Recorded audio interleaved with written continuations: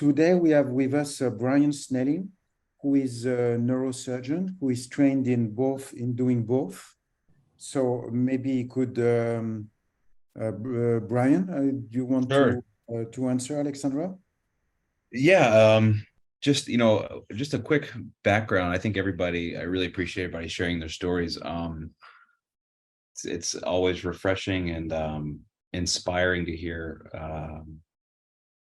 how you guys have come forward and shared really personal. I can tell you from the other side of the other side of the clinic room or whatnot.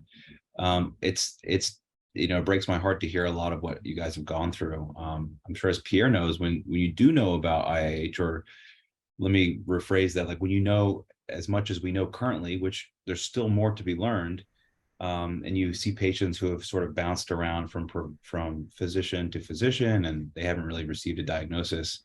It sort of breaks your heart that people have gone sort of untreated. So I certainly understand that. And one thing that I always tell people, and this is why I think it's so much, you guys mentioned it's so important to be an advocate for yourself, that in medicine, a lot of times physicians are very siloed in terms of not only what they know, but also what they do. So if you go to see your primary care doctor, they're probably not going to know about IIH, right? It's just not something that they're going to understand.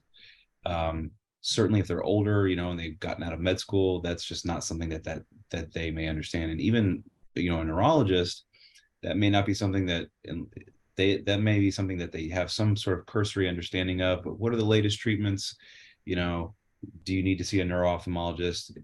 What do you need some sort of surgery? When do you say, okay, you're not tolerating Diamox?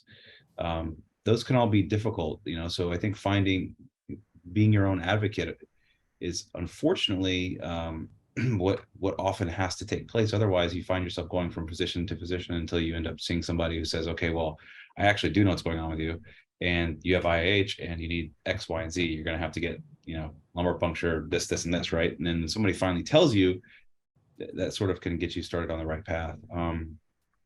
Surgery wise, it sounds like there may be someone on the call who's had a shunt before, but a shunt is just, it's sort of what we neurosurgeons call a last resort for IIH. The problem, usually all shunting is just plumbing. It's plumbing that drains the brain and spinal fluid in a small tube that goes under the skin down to the belly. And it's been around since the 50s, and it's just some simple tubing and a little valve that you can change with a magnet. There's a lot of other illnesses and diseases that can result in overproduction of this brain and spinal fluid. That's called hydrocephalus. And that's usually what neurosurgeons place them for, is that your body makes about a soda can's worth of brain and spinal fluid every day, and you reabsorb it. You've been doing it your whole life and you never knew it. But when you make too much of this fluid and you don't reabsorb it fast enough, that fluid builds up, and then a shunt is a great way to fix that. So for a lot of people, it's a really great treatment. How that relates to IIH, though, is that as a last resort, one of the ways to reduce the pressure in the brain or in and around the brain is to remove this fluid. It's just one of the ways to do that. And it sort of does what Diamox is doing. Diamox helps you produce less of that fluid. Remember, you're making a soda can's worth every day and it's getting reabsorbed. So it helps you produce less of that fluid. But how the shunting works is the shunting just takes that fluid, takes it out of the skull, puts it around the belly.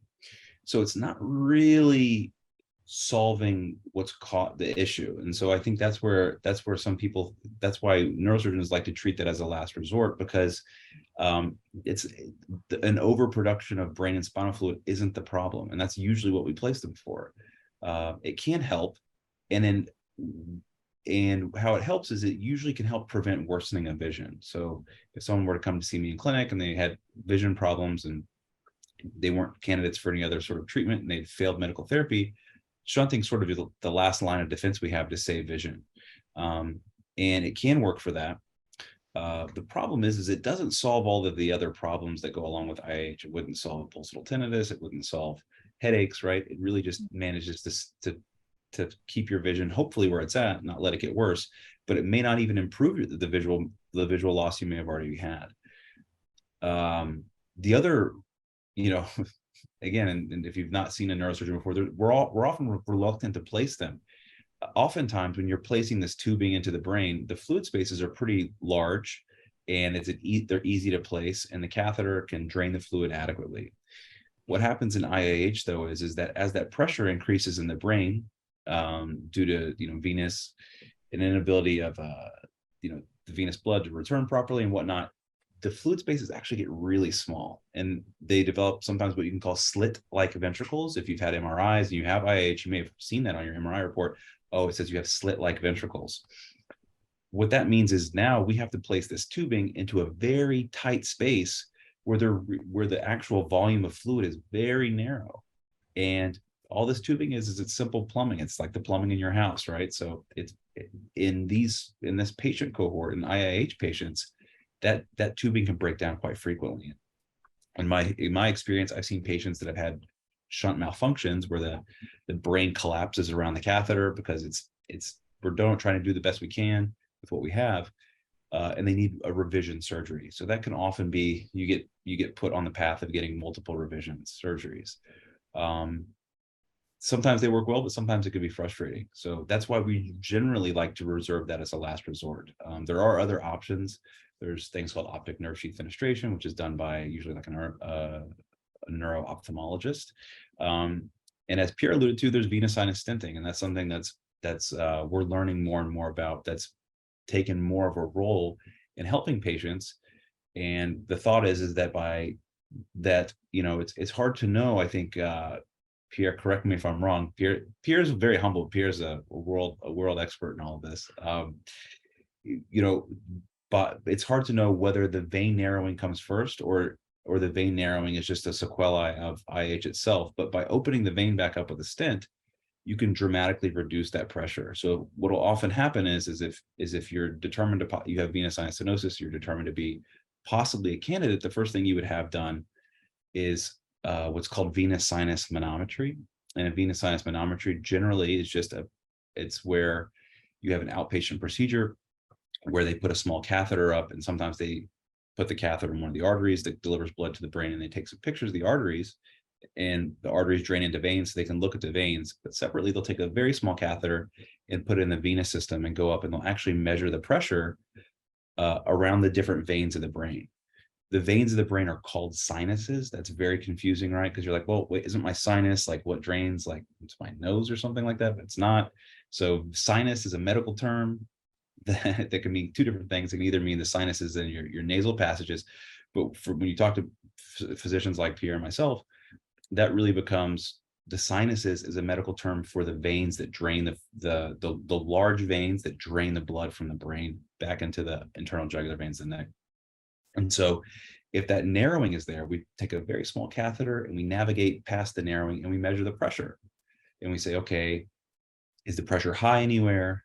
Is it normal anywhere? And usually what we often find is that in patients with IIH that have had some sort of imaging like an MR venogram, veno meaning looks at the veins, or a CT venogram that looks at the veins, and they have that narrowing, we see what's called a gradient. A gradient just means on the side furthest, towards the top of the head, furthest away, that pressure can be high. And on the other side of the narrowing, that pressure comes back towards normal. So we know that narrowing is restricting the flow of blood back to the heart. And those patients, we know that if that gradient meets a certain criteria, it's in a certain location, that they would probably benefit from having a stent to open up that narrowing and normalize that pressure. So when you normalize the pressure in the veins, you've normalized the pressure in the rest of the head, and you can hopefully avoid having to have a shunt surgery or have some other procedure. But that's generally how that works. And like I said, if you think of those three sort of procedures as a bucket, meaning the optic nerve sheath fenestration, the shunting, and venous sinus stenting, that's sort of a bucket of what we would say are procedures or surgeries that are offered to patients that we say fail medical therapy. And so as we've had a lot of different inspiring stories that some patients do tolerate these medications, but a lot of times people don't. I mean, Diamox is old medication, and the doses sometimes that it requires to be effective can cause a lot of side effects that patients just quite frankly can't tolerate. So I don't know, Pierre, what do you have? Do you have anything to add? Yes, I mean, actually, none of these treatment, medical or surgical, has any FDA approval. Diamox is approved for glaucoma, but is not approved for IIH. Same thing for the Topamax. It's approved for headaches, but not specifically for IIH. And neither shunt, nor optic nerve sheath fenestration, nor venous sinus stenting. There is no large studies.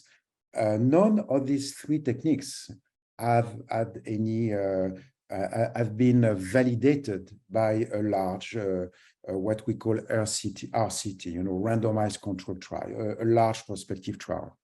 However, we are physicians, we do them, and we know that they do work, you know. So we use it off-label. It means that they are not FDA approved for this indication, but we will use it nevertheless. No, it's certainly time to do a study on that, but that will be for the future. It certainly doesn't concern us immediately.